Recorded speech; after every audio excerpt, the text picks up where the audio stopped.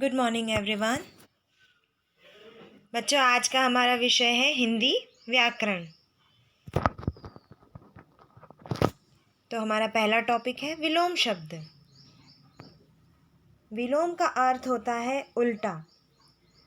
जब किसी शब्द का उल्टा या विपरीत अर्थ दिया जाता है उस शब्द को विलोम शब्द कहते हैं। अर्थात एक दूसरे के विपरीत या उल्टा अर्थ देने वाले शब्दों को विलोम शब्द कहते हैं। इन्हें विपरीतार्थक शब्द भी कहा जाता है। तो बच्चों, विलोम शब्द वे होते हैं जो एक दूसरे का उल्टा अर्थ देते हैं, विपरीत अर्थ देते हैं, और विपरीत अर्थ दिए जाने के कारण इन्हें विपरीतार्थक शब्द भी कहा जाता है।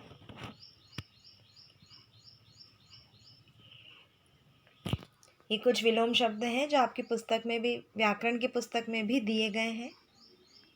ये इस प्रकार है। आर्द्र, आर्द्र का विलोम है शुष्क। स्वप्न, जागरण। अमृत, विष। उत्थान, पतन। आदि, अंत। आलस्य, स्फूर्ति। नूतन, पुरातन। प्रकाश, अंधकार। शयन, जागरण। बंधन, मुक्ति। विषाद, हर्ष। कठोर, कोमल। उत्कर्ष, अपकर्ष। आरोह, अवरोह। निर्माण, विध्वंस। अवनि, अंबर। ऐच्छिक, वैकल्पिक। अमावस्या, पूर्णिमा। अनुराग, विराग। अनुरक्ति, विरक्ति। सरस, नीरस। अतिवृष्टि, अनावृष्टि। अभिशाप, वरदान। आदान, प्रदान। आय, व्यय। कृतज्ञ, कृतघ्न। क्रूर, दयालु। निंदा, स्तुति। हर्ष, शोक। निंदक, प्रशंसक। मूक, वाचाल। जड़, चेतन। ऊर्ध्वमुखी, अधोमुखी।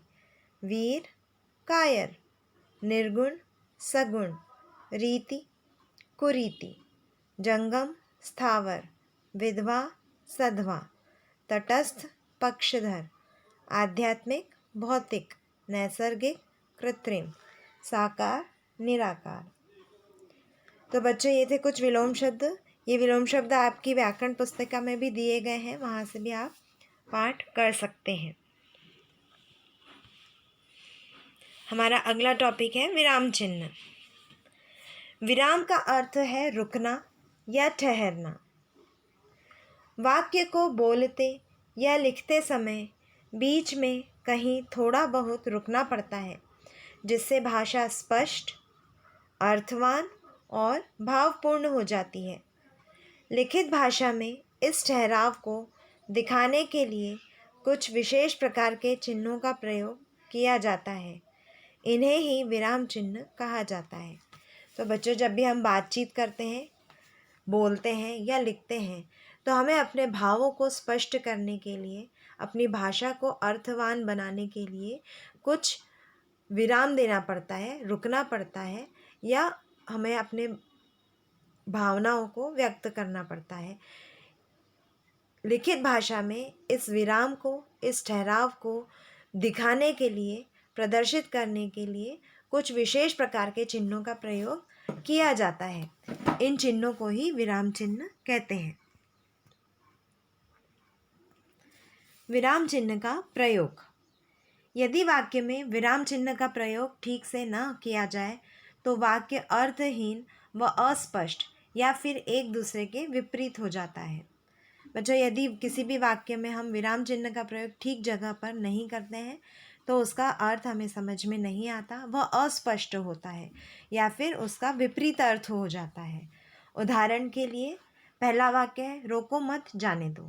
इस वाक्य में कहीं भी विराम चिन्ह का प्रयोग नहीं किया गया है, इसलिए इस वाक्य के द्वारा क्या कहा जा रहा है ये समझ में नहीं आ रहा, अर्थात वाक्य के भाव व अर्थ का पता नहीं चलता है।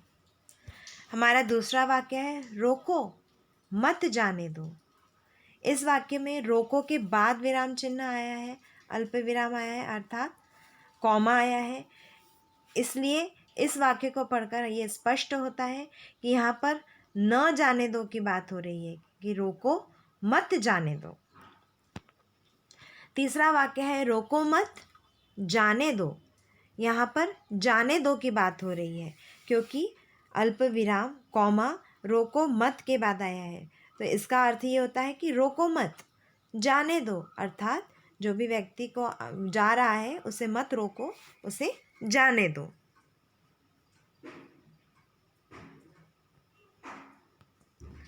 पहले वाक्य में रोको मत जाने दो में अर्थ स्पष्ट नहीं होता, जबकि द्वितीय और तृतीय वाक्य में अर्थ तो स्पष्ट हो जाता है, लेकिन एक दूसरे का सही अर्थ मिलता है।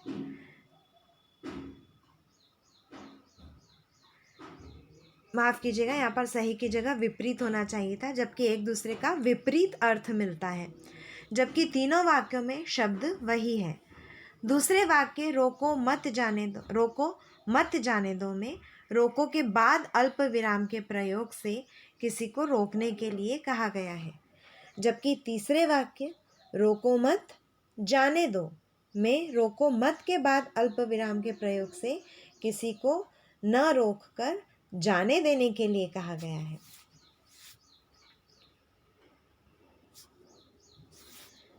विराम चिन्ह के प्रकार।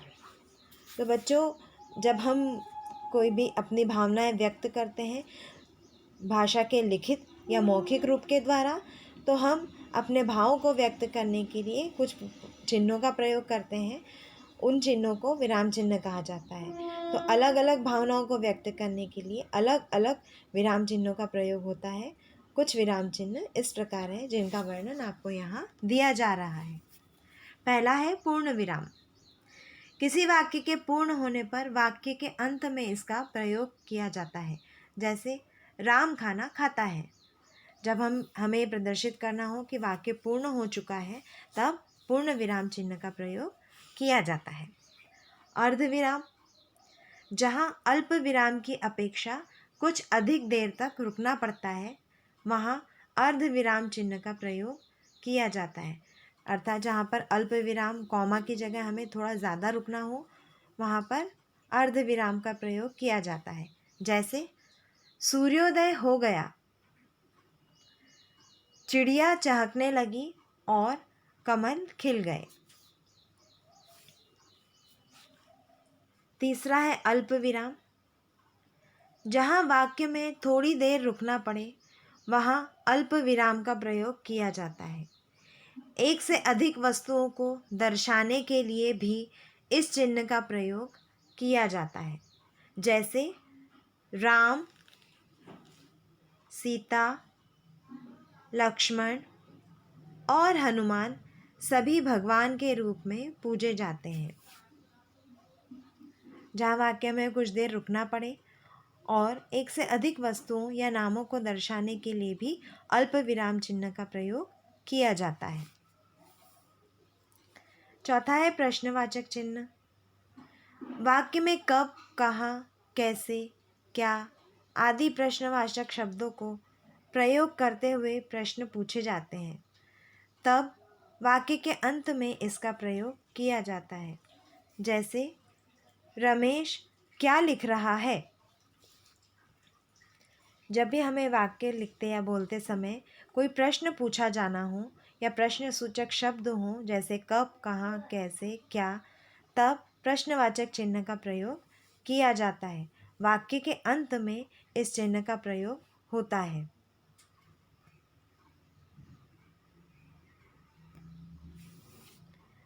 अगला विराम चिन्ह है विस्मयादि बोधक चिन्ह, यानी एक्सक्लेमेटरी मार्क।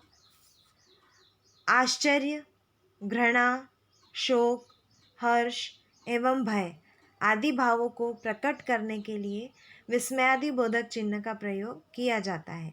जैसे वाह कितना सुंदर दृश्य है। अगला चिन्ह है उद्धरण चिन्ह। किसी व्यक्ति की कही हुई बात को उसी तरह प्रकट करने के लिए उद्धरण चिन्ह का प्रयोग किया जाता है। जब हमें किसी महान व्यक्ति की बात को उसी रूप में प्रकट करना हो, उसी रूप में लिखा जाना हो, तब उद्धरण चिन्ह का प्रयोग किया जाता है। जैसे गांधी जी कहते थे, करो या मरो।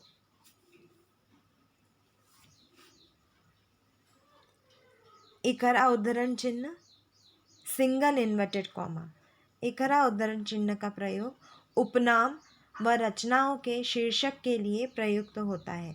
जैसे जयशंकर प्रसाद की रचना कामायनी हिंदी काव्य जगत में बहुत प्रसिद्ध है।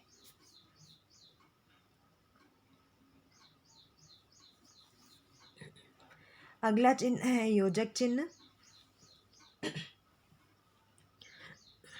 योजक चिन्ह का प्रयोग समान स्तर के दो शब्दों को जोड़ने के लिए तथा तुलना करने के लिए किया जाता है।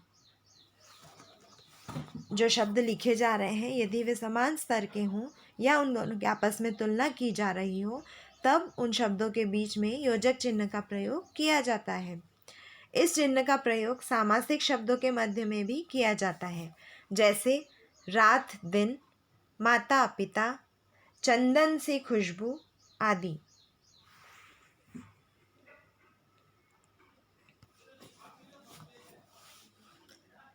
हमारा अगला चिन्ह है निर्देशक चिन्ह। यदि किसी बात का उदाहरण दिया जाना हो तो निर्देशक चिन्ह का प्रयोग किया जाता है। जैसे कहा गया है, निर्देशक चिन्ह, स्वस्थ शरीर में ही स्वस्थ मस्तिष्क का निवास होता है।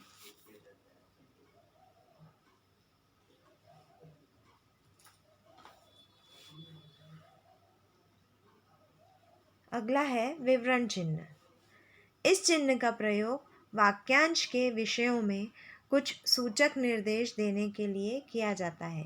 जैसे काल के 3 भेद होते हैं, तो ये वाक्यांश है, काल के 3 भेद होते हैं और उसके बारे में हम निर्देश दे रहे हैं वर्तमान काल, भूतकाल और भविष्य काल।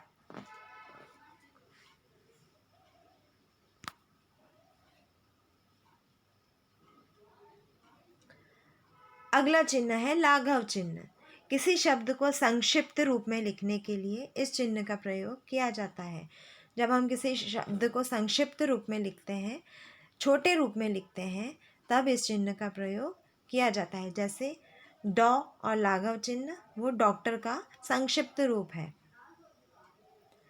अगला चिन्ह है कोष्टक। कोष्टक का प्रयोग अंकों और अक्षरों के क्रम तथा शब्दों के विशेष अर्थ को प्रकट करने के लिए किया जाता है। जब हमें क्रम पूर्वक कोई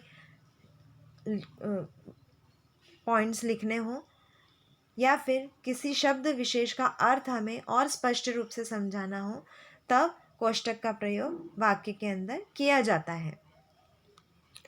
उदाहरण के लिए दिशाएं, पहली दिशा है पूर्व, दूसरी पश्चिम, तीसरी उत्तर, चौथी दक्षिण। ये क्रम पूर्वक दिशाएं दी गई हैं, इसलिए यहाँ पर अंकों को प्रदर्शित करने के लिए कोष्टक चिन्ह का प्रयोग किया गया है। दूसरा उदाहरण है धर्मराज। धर्मराज का विशेष अर्थ क्या हुआ? धर्मराज किसे कहा जाता है? युधिष्ठिर को। तो धर्मराज का अर्थ स्पष्ट करने के लिए कोष्टक में युधिष्ठिर लिखा गया है। धर्मराज युधिष्ठिर सत्य और धर्म के संरक्षक थे। हमारा अगला विराम चिन्ह है त्रुटिपूरक चिन्ह। कई बार ऐसा होता है कि लिखते समय बीच में कोई शब्द छूट जाता है, तो उस स्थान पर त्रुटिपूरक चिन्ह लगाकर उस शब्द को ऊपर की ओर लिख दिया जाता है।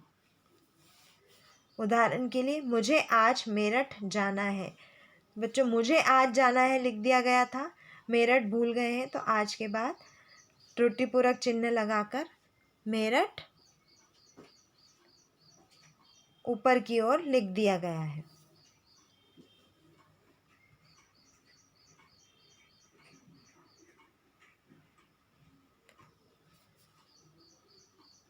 तो बच्चों, ये थे आज के विषय विलोम शब्द और विराम चिन्ह। परीक्षा के लिए आपको अच्छे से याद करना है।